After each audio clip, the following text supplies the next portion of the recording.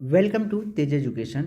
मध्य प्रदेश महिला पर्यवेक्षक परीक्षा के लिए इससे पहले वाली वीडियो में हमने 25 प्रश्न कवर किए थे और अब इस वीडियो में हम फिर से 25 नए प्रश्न लेकर आए हैं।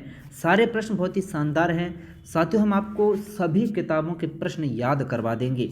सबसे पहला प्रश्न है कि फंक ने निम्न में से किसका आविष्कार किया था। तो पिछले वीडियो में मैंने आपको बताया था कि भाई फंक ने आविष्कार किया था साथियों किसका, विटामिन का आविष्कार किया था। प्रश्न है कि विषाणु जनित रोग भाई निम्नलिखित में से कौन सा है। प्लेग, गंजापन, एड्स या फिर मलेरिया। तो आप याद रखिएगा कि विषाणु जनित रोग साथियों एड्स होता है। अब आपको मुझे कमेंट करके बताना है कि एड्स का फुल फॉर्म क्या होता है साथियों।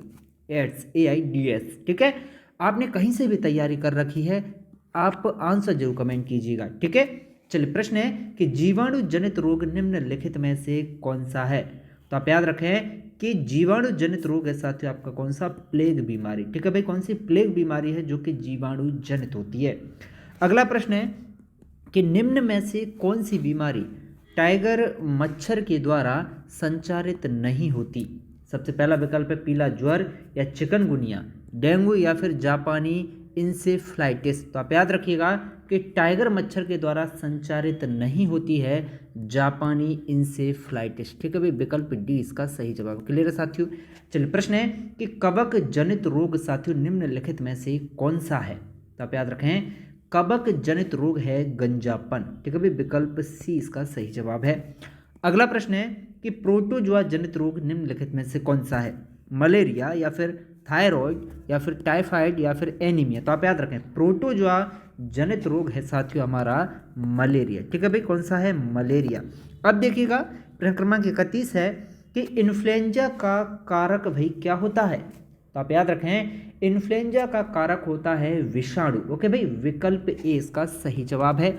नेक्स्ट प्रश्न की ओर चलते हैं। देखें प्रश्न क्रमांक 32 देखें कि भाई उल्लभेदन एक विधि है जिसका प्रयोग किया जाता है भाई भ्रूण लिंग के परीक्षण में या फिर अमीनो अम्लों के प्रकार में या प्रोटीन से अमीनो अम्ल के अनुक्रम में या फिर हार्मोन्स के प्रकार में। तो आप याद रखें कि उल्लभेदन एक विधि है जिसका प्रयोग किया जाता है भ्रूण लिंग के परीक्षण करने में, ठीक है। विकल्प ए इसका सही जवाब है।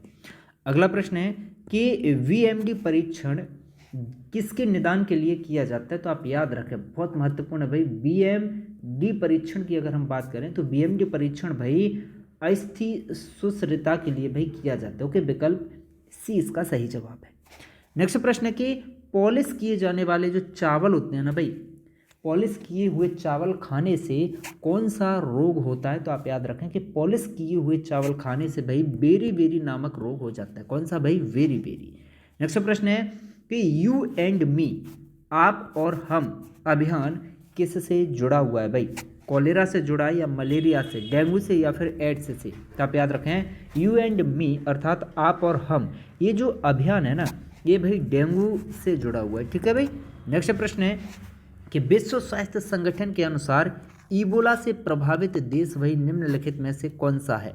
तो आप याद रखें कि ईबोला एक बीमारी है और इससे साथियों प्रभावित जो देश है ना ये है आपका लाइबेरिया, ठीक है भाई। विकल्प सी इसका सही जवाब है। नेक्स्ट प्रश्न है प्रश्न क्रमांक 37 देखें कि डेंगू बुखार का कारक और इसको संचारित करने वाले कारक निम्नलिखित में से कौन से हैं।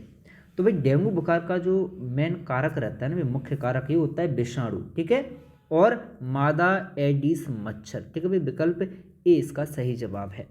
कारक क्या होता है भाई, विषाणु, और संचारित ये किसके द्वारा किया जाता है भाई, ये मादा एडिस मच्छर के द्वारा भाई संचारित किए जाते हैं, ठीक है, फैलाया जाता है।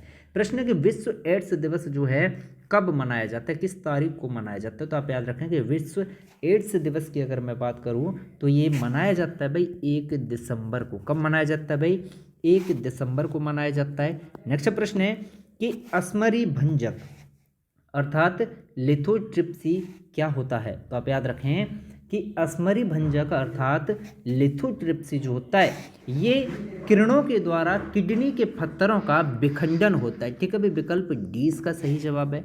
नेक्स्ट प्रश्न है कि कार्बन मोनोऑक्साइड मुख्यतः किसे प्रभावित करता है।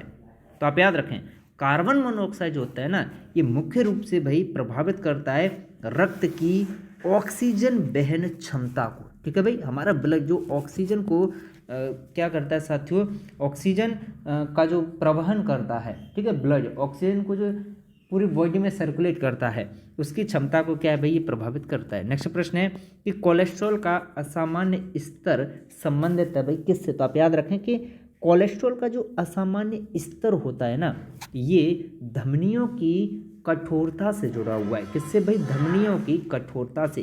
प्रश्न की प्रतिजन क्या है? तो आप याद रखें कि प्रतिजन कोई भी पदार्थ जो प्रतिरक्षा कोशिका को उद्दीप्त करता है, ये क्या होता है भाई? प्रतिजन होता है। नेक्स्ट प्रश्न कि एड्स का मुख्य कारण क्या होता है? तो आप याद रखिएगा कि एड्स का मुख्य कारण होता है भाई विषाणु। ठीक है भाई, क्या होता है? विषाणु। अगला प्रश्न है कि निम्न में से कौन एड्स से संबंधित है? बहुत अच्छा प्रश्न है। तो आप याद रखिएगा कि एड्स से जुड़ा हुआ है, एड्स से संबंधित है साथियों आपका क्या? HIV। क्या है भाई? HIV।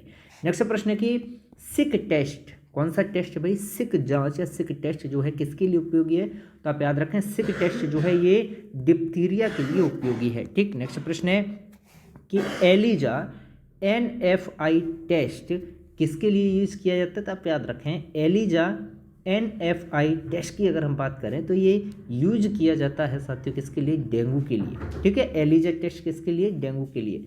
प्रश्न है कि एस्कॉर्बिक एसिड की कमी अगर हो जाए हमारे शरीर में तो कौन सा रोग होता है? तो आप याद रखें एस्कॉर्बिक एसिड की मात्रा अगर शरीर में कम हो जाए तो भाई स्कर्वी रोग हो जाता है।